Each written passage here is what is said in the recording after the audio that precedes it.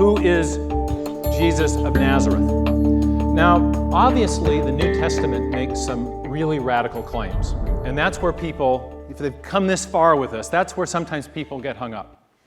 For example, the New Testament claims that Jesus is God in human form, that he is the visible manifestation of the unseen God. That's a pretty radical claim. The New Testament also claims that he actually rose from the dead, and that in rising from the dead, God certified the radical claims that Jesus made about himself, the claims that he made about his own divinity, that he was, in fact, the Son of God. So what we're going to do is we're going to look at those radical claims, and we're going to see if they could possibly be true. Now, before we get into hearing these specific arguments for, again, those claims that Christianity makes that distinguish it from other theistic religions, and again, remember, we've made a case for theism at least so far.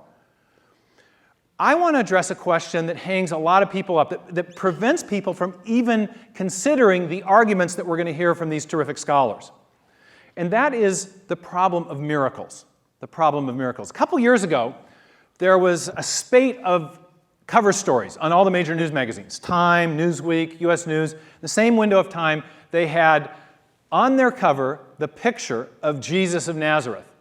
One of those covers was called Rethinking the Resurrection.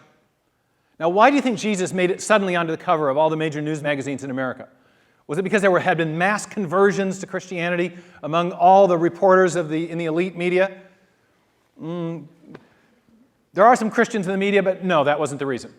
The reason that the news magazines were suddenly looking at Jesus was that there was a new movement in New Testament scholarship that was becoming very popular. It was called the Jesus Seminar. Have you guys ever heard of it? These were scholars who were evaluating the New Testament to see, well, which parts of the New Testament are likely to be historically accurate and which parts are likely to be mythological.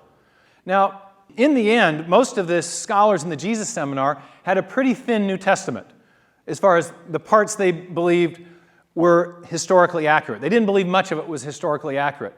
Can you guess which parts of the New Testament that they removed, or rather decided were not historically accurate?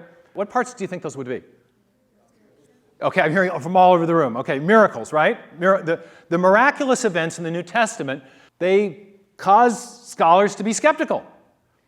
Now, I want to address that because the scholars aren't the only ones that have trouble with the miraculous. And so when we get to our third question about who is Jesus of Nazareth, we're essentially dealing with two big questions that imply something beyond the natural realm. First of all, the claim that Jesus is God in human form is, if you think about it, a kind of miracle. It's God coming into our world. But secondly, the certification of that claim, according to the New Testament, comes with the resurrection of Jesus from the dead, which is clearly a miracle. And on the cover of these news magazines, one of the headings was Rethinking the Resurrection. And these scholars who were rethinking the resurrection were inclined to decide that it hadn't really happened.